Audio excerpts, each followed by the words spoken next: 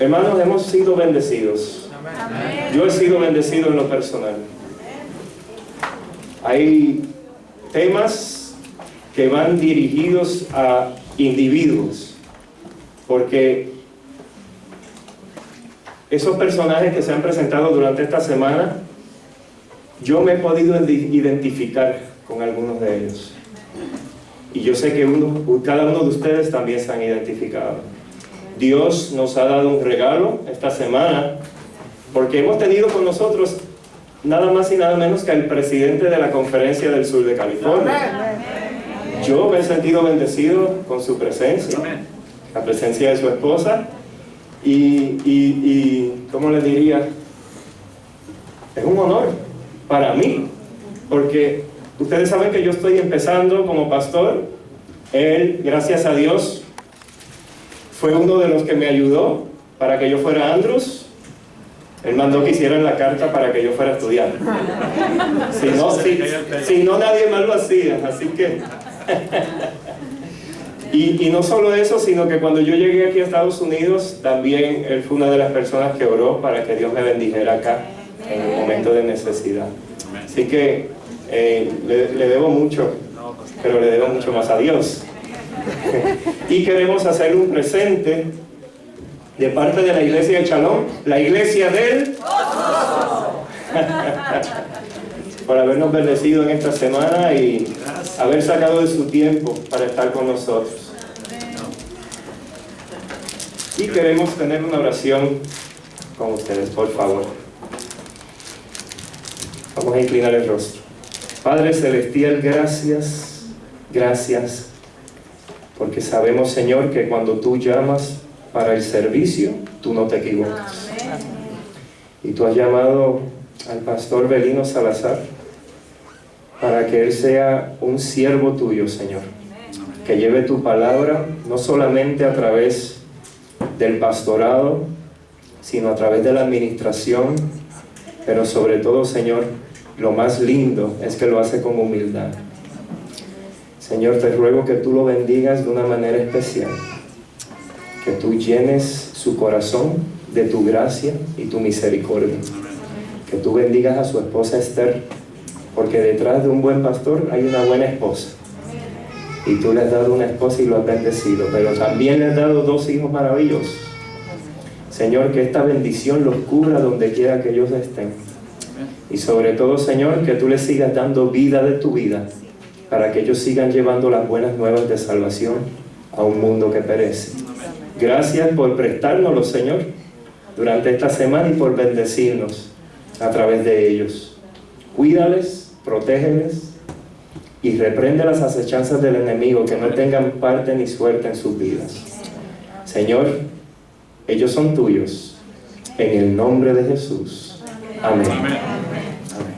Muchas gracias, pastor. Muchas gracias a ustedes. Gracias, pastor. Gracias, hermanos, por su cariño. Hemos estado acá con mucha alegría, compartiendo la palabra del Señor, disfrutando y gozándonos. Amén.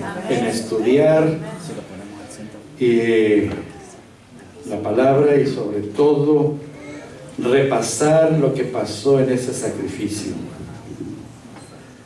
Mientras en este fin de semana mucha gente la agarra para vacacionar, y en las vacaciones desafortunadamente sería bueno que se fueran a cierto lugar para reflexionar en la vida de Jesús, pero probablemente la mayoría no lo hace, distraídos en algo diferente.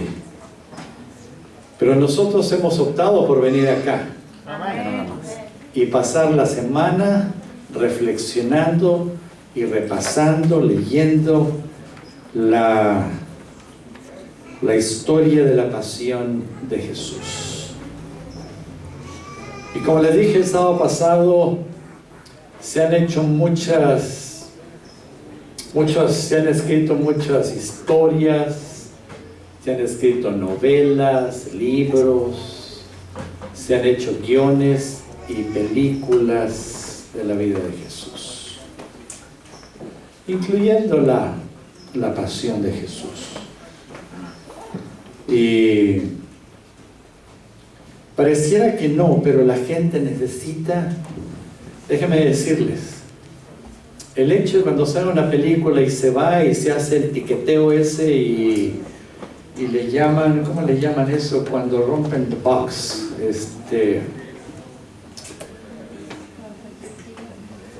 eso demuestra de que la gente quiere saber y conocer de la palabra. Qué mejor que poder abrirla nosotros y estudiarla. Y eso es lo que hemos hecho en esta semana. Y intencionalmente he escogido los personajes que considero que llegaron a tener un papel muy importante en toda esta semana. Por supuesto Jesús, pero otros, como dijo el pastor, que nos identificamos en algún momento con ellos, también de su participación. Y hoy vamos a ver otro personaje. Pues vamos a la escritura, así lo hemos hecho todas las noches, así que vamos a leer ahora. Lucas capítulo 23, y leeremos del versículo 32 al 43. 11 versículos. Déjeme decirle que los 4 evangelios narran esto. Y los 4 evangelios son muy cortos. Perdón, 3 de los 4. Mateo usa 6 versículos. Marcos usa 5 para describir este incidente que vamos a ver hoy. Juan 3. Pero Lucas lo describe y lo amplía más. Por eso lo vamos a leer. Lucas 32 dice: y llevaban también con él otros 2 malhechores a ser muertos. Y como vinieron al lugar que se llama de la Calavera, le crucificaron allí. Y a los malhechores, uno a la derecha y el otro a la izquierda.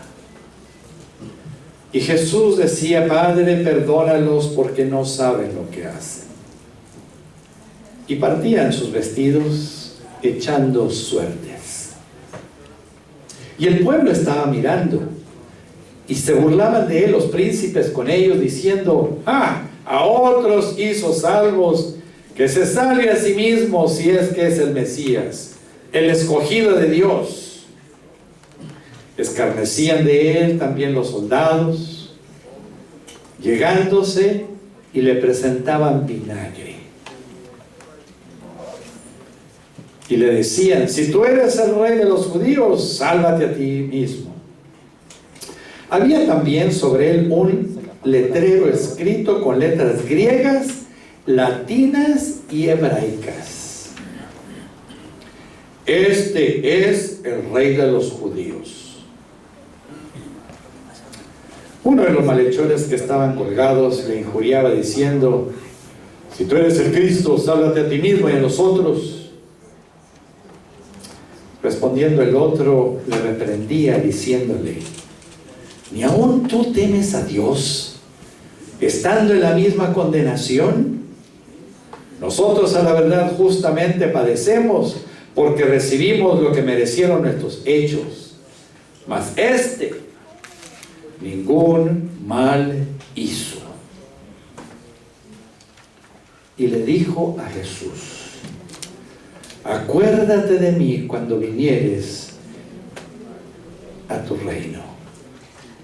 Entonces Jesús le dijo: de cierto te digo hoy, estarás conmigo en el paraíso. Amén.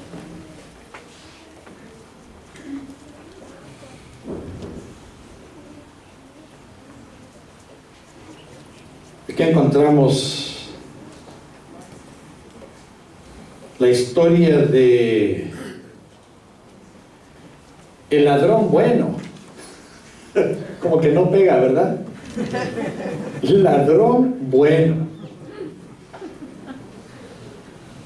Como que no pega ladrón bueno, tampoco pega el buen ladrón. ¿Cómo no? La manera como las palabras se ponen tienen dan un significado diferente. Bueno, vamos a llamarlo el ladrón bueno, ¿ok? Así se le conoce, y ha habido muchas explicaciones referente a eso, y escritos fuera de la Biblia no menciona cuál es el nombre de ellos dos, pero escritos fuera de la Biblia, recuerden que hemos mencionado que hay escritos históricos, hay escritos culturales, contextuales, y allí, por supuesto que tenían nombre los maleantes estos. Uno de ellos se llamaba Dimas y el otro Gestas. Dimas y Gestas. Y estos habían sido maleantes, habían sido pérfidos, habían sido rufianes, y pónganle todos los adjetivos calificativos que pueda haber para ellos. Y encontramos nosotros que ahí en la Escritura, lo leímos en la semana, mientras iban en ese camino que de lo que cantó la chica obra, que se le conoce como la Vía Dolorosa, que es de cierto lugar, desde la casa de Caifás, y después pasaron al palacio de Pilato. En una noche él fue a 5 lugares. Primero lo llevaron a la casa de Anás, después lo llevaron a la casa de Caifás. Anás era el sumo sacerdote ya viejo que se había jubilado. El otro, el que seguía, que era el yerno, era Caifás. Y después de allí lo llevaron con Pilato. Pilato, al descubrir que era de Galilea, se lo mandó a Herodes, que había venido a Jerusalén también, y que allá en su hotelito, allá en su cuartito, allá lo mandaron para allá también, y después finalmente lo regresaron a Pilato. 5 lugares a diferentes lados. En uno de esos lugares, en el último, ahí estaba Gestas y Dimas. Y yo me imagino que Dimas comenzó a escuchar algunas cosas que impresionaron su vida. Pero igualmente en toda esa trayectoria que llevaban ahí, iban intercambiando maldiciones con el pueblo, con la gente le gritaba, estos le respondían. Si ellos decían una mala palabra, estos tipos decían 2 o 3, porque tenían un vocabulario muy amplio, muy amplio. Así que por ahí iban. Notamos nosotros la diferencia también, el forcejeo que había. La diferencia entre estos dos y Jesús es que Jesús iba callado y él no iba maldiciendo a la gente, él iba bendiciendo a la gente mientras caminaba. Finalmente llegaron allá al monte de la Calavera, y allí lo pusieron también a él, lo acostaron en una cruz, lo forcejearon. Seguramente había varios soldados a la misma vez tratando de controlar a estos hombres fuertes que se dedicaban a la maldad. Y la Escritura dice que crucificaron a uno a la izquierda y el otro a la derecha.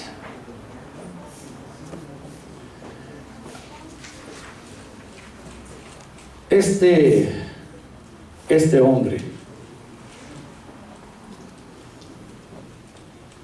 La escritura dice que él fue. Marcos dice que estuvo a la derecha. Él era el de la derecha. Y mientras estaba allí, al lado derecho de Jesús, este muchacho,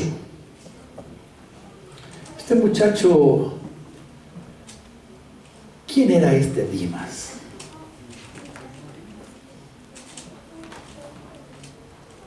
Probablemente él nació en un hogar decente, no era malo cuando nació.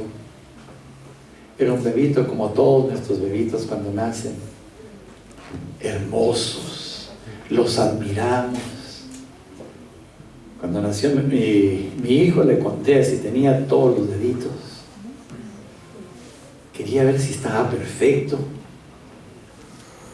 Lo soplé en el ojo para ver si reaccionaba. Sí, los movía.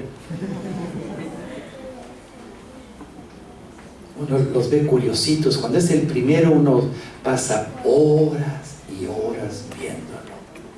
Cuando digo esto, mi hija me dice: y a mí no me viste mucho. Le digo: lo que pasa es que tú naciste perfecta, tú naciste por cesárea, así que venía enterita, sin nada, así que linda también.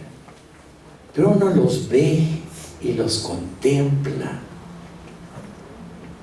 Dimas nació como todos los bebés.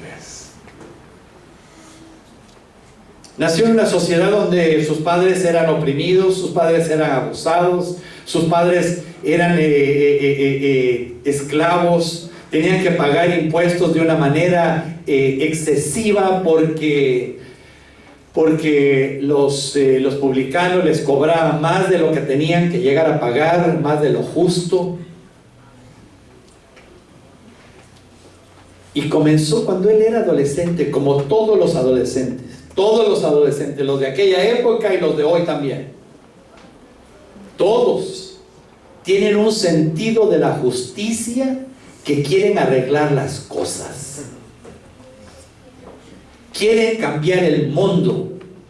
Todos los adolescentes, siempre cuando son entre los 13 a los 19, 20 años, es la época de las ilusiones, es la época en la cual quieren cambiar todo el status quo para que llegue a ser mejor, quieren cambiar también las injusticias, quieren arreglar cosas, y pronto él ahí en el vecindario comenzó con otros compañeros también. Dimas probablemente comenzó a tratar de comenzar a ver con otros, comenzar a maquinar cómo llegar a derrocar el gobierno que había en ese momento y el control. Y se unió con otros para levantar insurrecciones. Se unió a la guerrilla. Ya les toqué aquí a algunos hermanos, ya les toqué aquí. No, ese capítulo lo tienen cerrado. No quieren ni siquiera acordarse de eso. Se unieron a la guerrilla. ¿Qué es la guerrilla? La guerrilla no es la guerra así como la de Ucrania y Rusia ahora, que es abierta y así. Esta es solapada, está abajo del agua, se infiltra de una manera secreta. Y ahí es donde está. Ahí se metió porque querían derrocar el imperio. Había varios que se habían autoidentificado como Mesías, que venían ahora a derrocar y a remover el imperio romano, y ahora iba a surgir el Mesías, que iba a llegar a tener un reino justo, un reino permanente. Hubo hasta un fulano, no me acuerdo el nombre ahora, que llegó un tipo, se subió ahí arriba en la esquina donde está el templo, de ahí en esa esquina ahí del templo ahí en Jerusalén, donde también está el muro de la ciudad, ahí mismo, de ahí arriba. El tipo se creía que él iba a ser, que él tenía poderes especiales, y se tiró porque entonces iba a demostrar de que él no le iba a pasar nada. Y ustedes ya saben lo que le pasó. De ahí viene también la idea que Satanás le metió a Jesús cuando le llevó, dice que lo llevó, ¿a dónde dice ahí? Al templo, a la cúspide, y le dijo de allá arriba, échate, si eres el Hijo de Dios, aviéntate. Ese contexto viene del incidente del otro, que hacía años también él se había hecho pasar por el Mesías. Todos estos insurrectores querían cambiar las cosas. Y Dimas no era tanto con el asunto del Mesías, después de ahí le gustó probablemente y comenzó también. Este muchacho con aspiraciones nobles se desvió y comenzó a hacer fechorías. Comenzó a hacer crímenes. La identificación bíblica era que él era ladrón. Él era carterista. Era maleante y maldiciente. Este hombre que iba aquel viernes de tarde, que lo llevaban, que lo arrastraban al monte de Calvario, él iba en todo esto, había una atmósfera de insultos y de burlas que él presenció. Pero al mismo tiempo él estaba muy cerca de otra atmósfera, una atmósfera de paz, una atmósfera de perdón, una atmósfera donde él, recuerden que Jesús iba adelante porque él era la figura principal. En aquella procesión que llevaban, Jesús era el que iba adelante.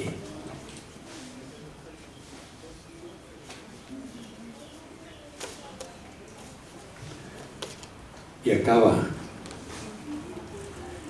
el tercero que sigue a Jesús, el tercero que va caminando detrás de Jesús.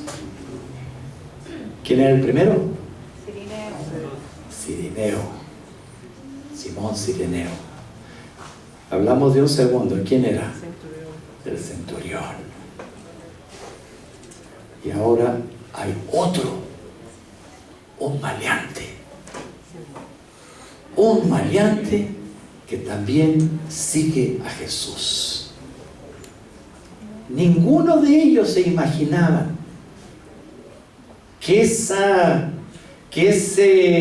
momento circunstancial, le voy a ponerlo entre comillas, llegaría a definir sus vidas y su futuro.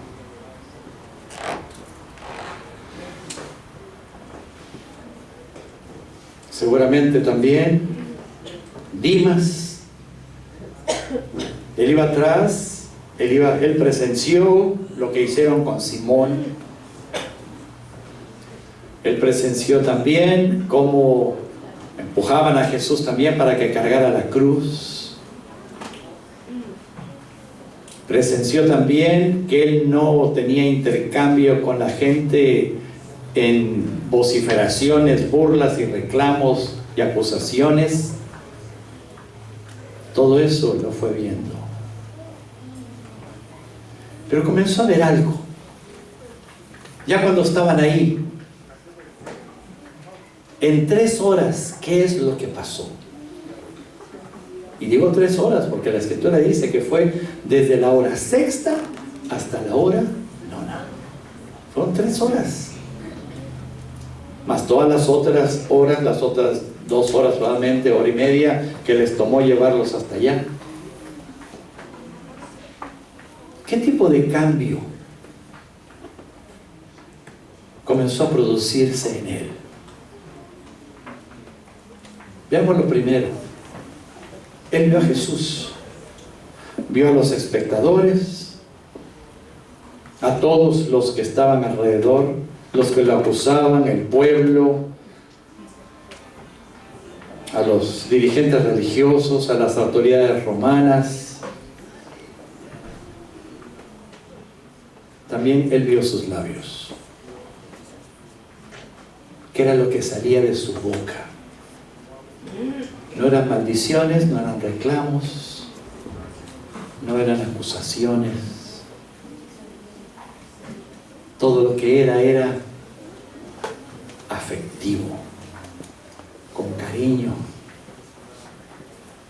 Él escuchó aquella frase: Padre, perdónalos porque no saben lo que hacen. Él escuchó decirle a su madre: mamá, ahí está tu hijo ahora. Y al otro discípulo le dice: acá está tu mamá, cuida de ella. También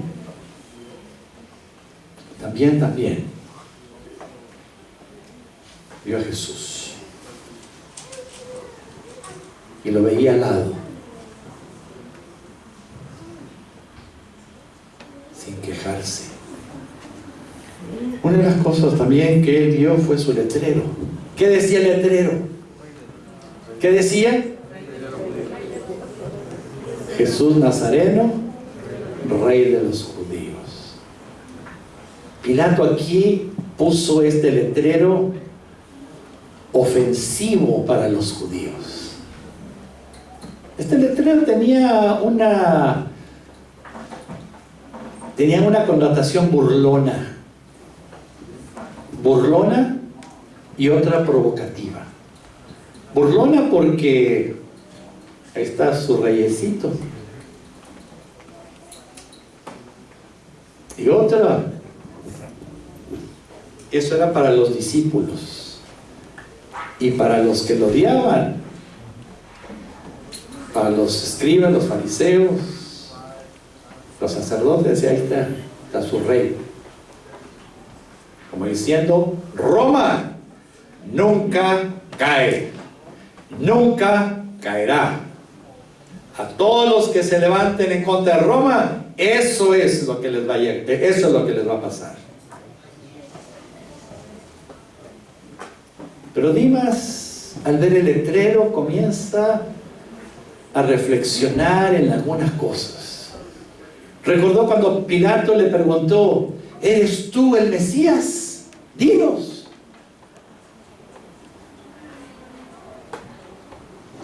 ¿Eres tú rey?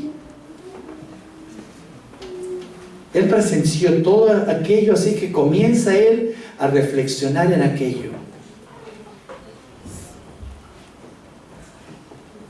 Pero Dimas no solamente vio a Jesús, comenzó a verse a sí mismo. Él comenzaba a culpar, él comenzó a culpar a Roma injustamente. Pero en algún momento él reconoce que él está pagando por sus hechos. Y se lo dijo a su compañero, dice: tú ni siquiera tienes temor de Dios. Tú y yo estamos pagando aquí por lo que hemos hecho. Mis hermanos, ese es el momento de la declaración de cómo se vio Dimas a sí mismo. Porque cuando tú estás frente a Jesús, no tienes otra cosa enfrente más que un espejo, y te ves exactamente como Jesús te ve. Y si tú no te has visto como realmente Jesús te ve, necesitas encontrar a Jesús.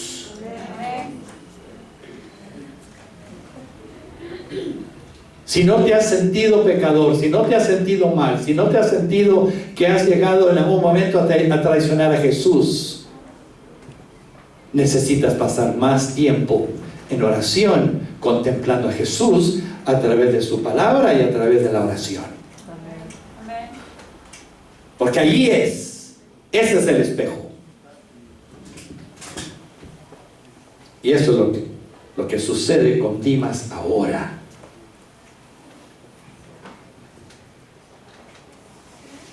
Él ahora dice, nosotros, ¿cómo fue que puso acá? Nosotros a la verdad, justamente, padecemos porque recibimos lo que merecieron nuestros hechos. Este maleante habla de la justicia y él finalmente acepta, estoy aquí porque me la gané. Fue justo. Cuando reconocemos que las acciones que llegamos a tener llegan a ser resultado de nuestro destino. El hermano que estaba dando la lección de acá en esta clase dijo que cuando él estaba más joven en otro lugar, se acordaba de que alguien decía en la radio que cada uno de nosotros somos los arquitectos de nuestros propios destinos.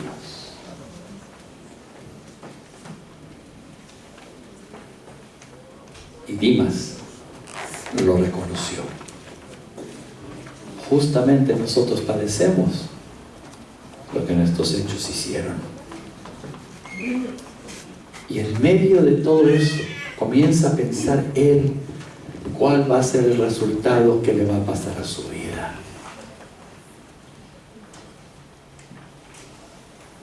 Casi estoy seguro que él ya había escuchado antes de Jesús. Estoy seguro que él ya sabía lo que Jesús había hecho anteriormente, que alimentaba a la gente, que sanaba enfermos, que había resucitado a algunos muertos. Ahí comienza, porque Jesús fue popular en su época, muy popular.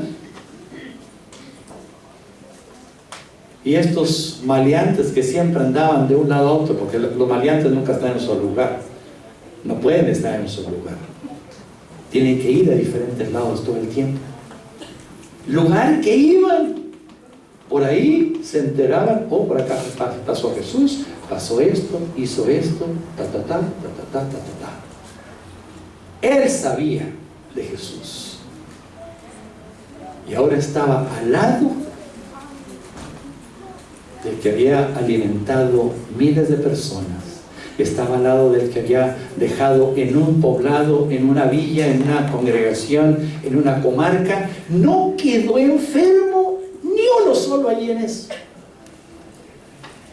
Tendría que venir a Los Ángeles Jesús, ¿verdad? Y sanarnos a todos, que no quede ni uno solo. Es lo que dice ahí Marcos.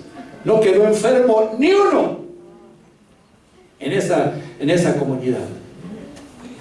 Y ahora él estaba a la derecha de Jesús. Y dice, wow.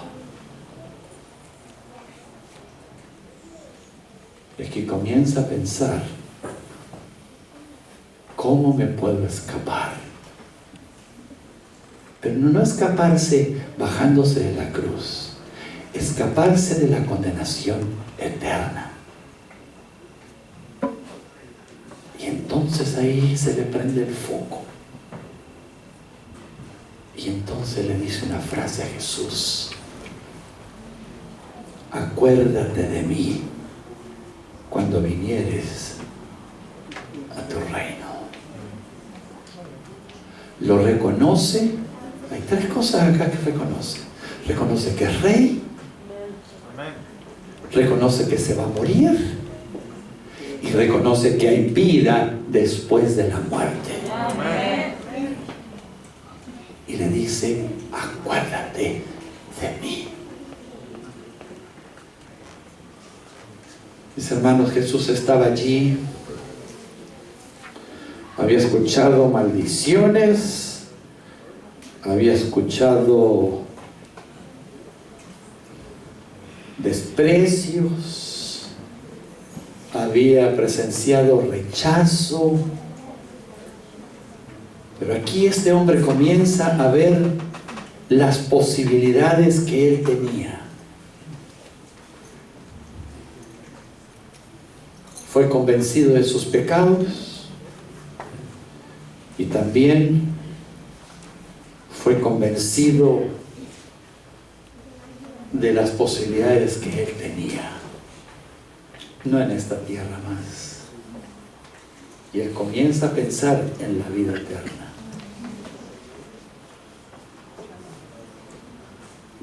Probablemente allí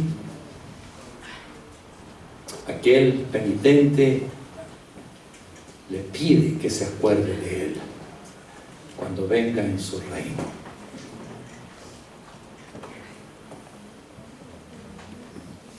Jesús, justamente eso era lo que él esperaba. Ese momento la tierra comienza a temblar, la tierra comienza a ponerse oscura, pero la oración de aquel penitente llegó a ser como una luz para Jesús. En medio de todo ese ambiente hostil, cruel, de pronto un rayo de luz hermoso le viene a Jesús, y ahí comienza él a ver los frutos de lo que había dicho. Así como que le dijo a Nicodemo, así como Moisés levantó la serpiente en el desierto, igual manera sí es necesario que el Hijo del Hombre llegue a ser levantado para que traiga salvación a todos. Y estando allá arriba, el último que le reconoció antes que Jesús muriera como Salvador fue este maleante, este penitente que le pide a Jesús, pide por sí mismo y pide lo que realmente su alma necesitaba: la salvación.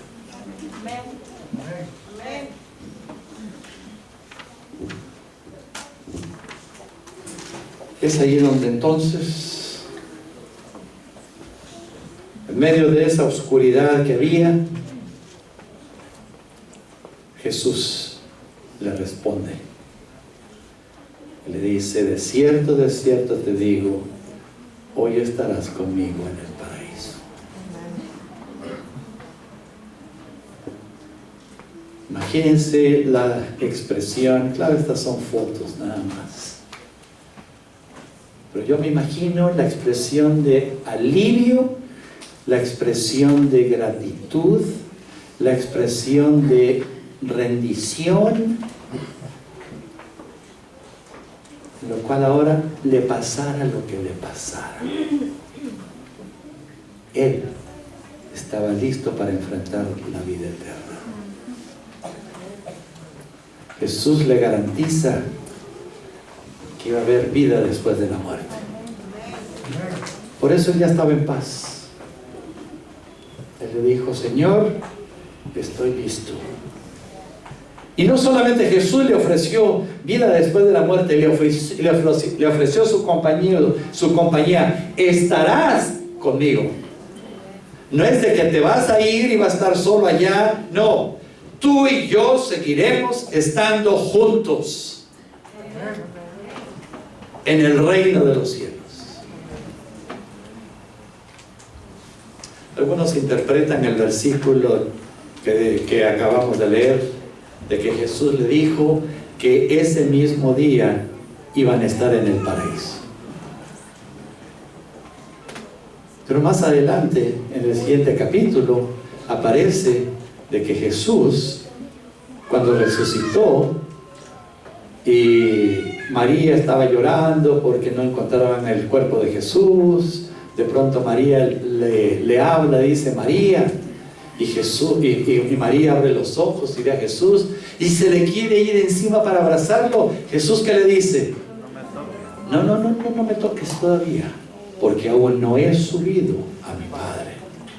Eso fue al amanecer del domingo. Pasó todo el día. Esa tardecita, mientras ese domingo los discípulos andaban inquietos. Tomás era el primero que decía, cuando vinieron las mujeres estas a decir que habían visto a Jesús, María que lo había visto y que no estaba y que había resucitado, que el ángel les había dicho. Dijeron, pobrecita esta, con todo el dolor que tiene, la pobrecita está delirando. Andaban inquietos. ¿Será? ¿No será? ¿Será? ¿No será? El Evangelio de Juan, el capítulo 20, menciona allí, clarito, que esa misma tarde Jesús vino donde estaban los discípulos y dice en la Escritura que la puerta estaba cerrada, estaba trancada. Jesús entra y lo saluda. Y fue y le dijo, Tomás, como si él hubiera estado presente ahí desde hace rato. Tomás, ven acá. Llegó el pobre Tomás, a ver qué le iban a hacer, qué le iban a decir. Y Jesús le dice, tócame las heridas. Mete tu mano acá en mi costado y toca. Y no seas incrédulo. Cuando uno lee la Escritura así, hermanos, uno se da cuenta de que Jesús no fue al cielo inmediatamente cuando Él murió el viernes, no fue inmediatamente al cielo. Él pasó en la tumba de José de Arimatea todo el sábado allí, descansando, muriendo.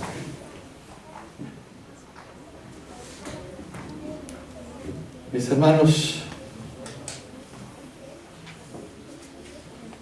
Jesús atrajo a él, al último, antes de morir, atrajo a un maleante, alguien que probablemente había dejado la fe, alguien que se había comportado mal, alguien que no había vivido de acuerdo a lo que él había aprendido cuando era chico, cuando iba a la escuela con los rabinos, cuando estudiaban la ley y los profetas. Lo había dejado. Pero cuando se encontró con Jesús, su vida cambió.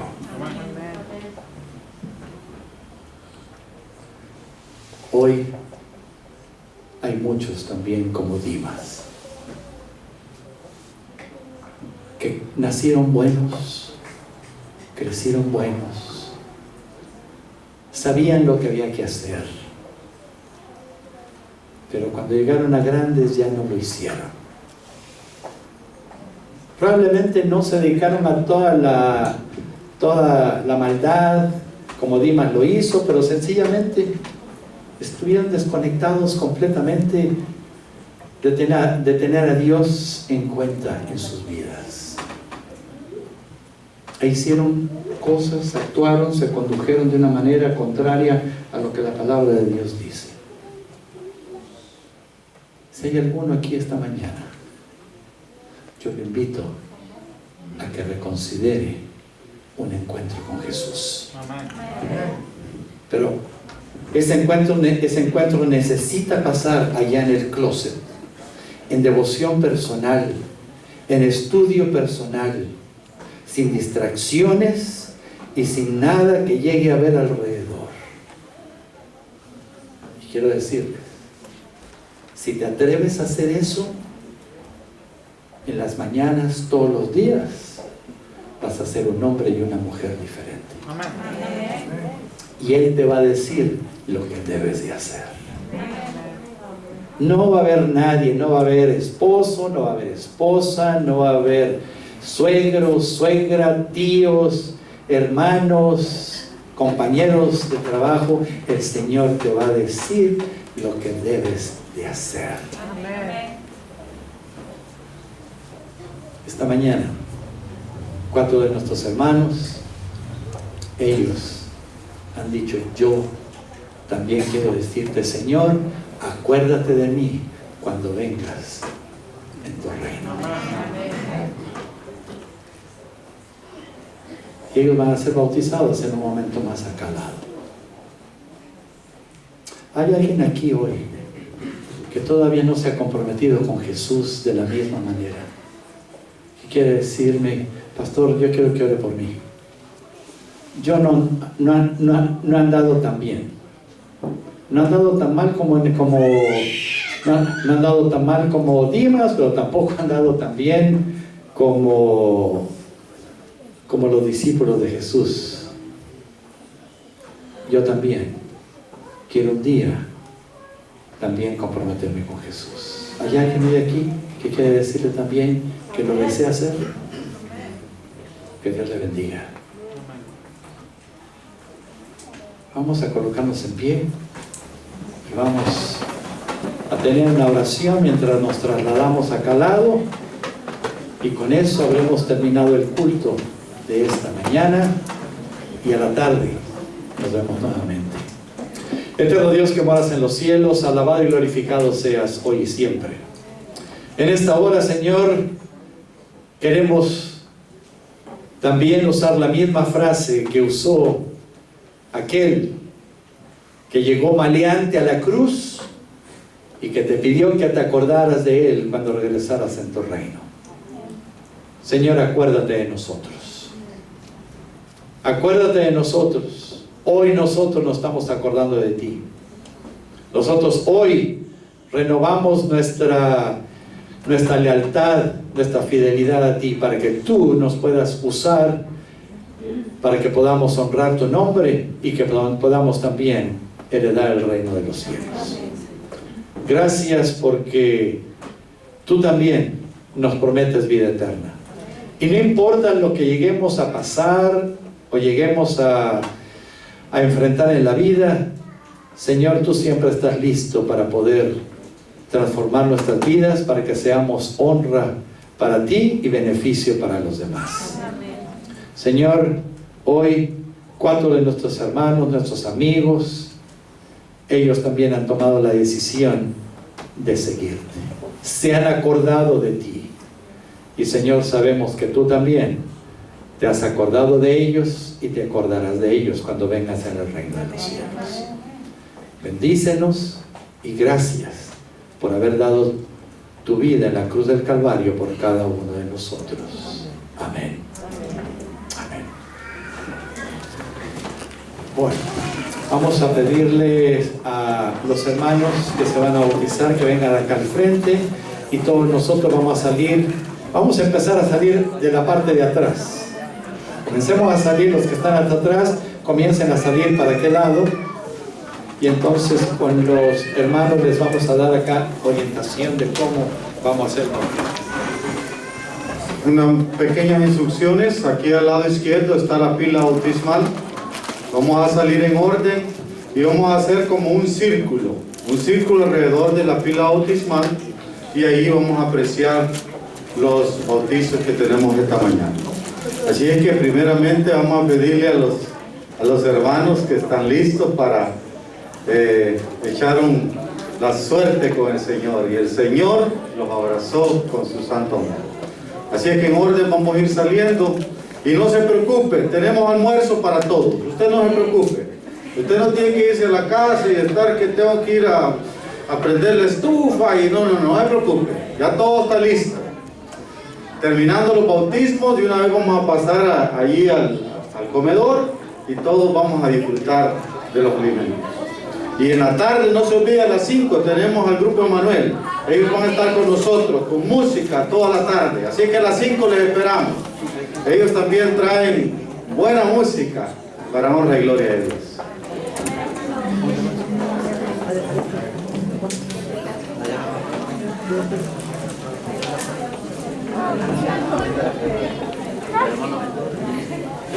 Mami, ¿y la chocolate?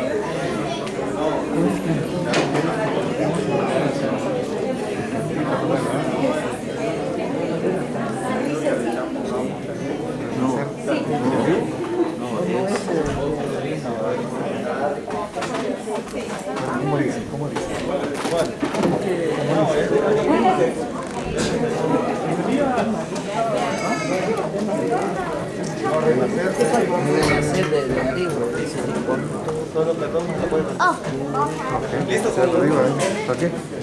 ¿Hombres de valor? ¿Listo?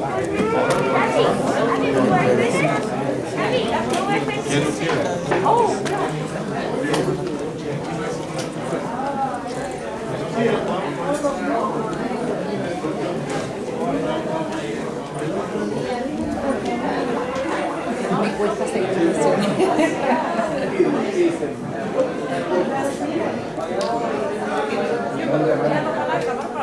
Sí, ya se van a llevar el teléfono para allá.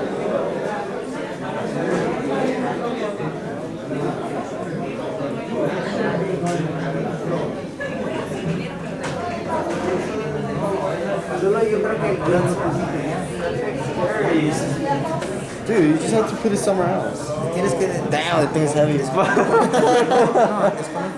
No, pero llevamos todas las cosas para ponerla ahí. Sí. Así mejor en la mano. Come on. Aquí no lo podemos poner ahí. Sí, para eso es.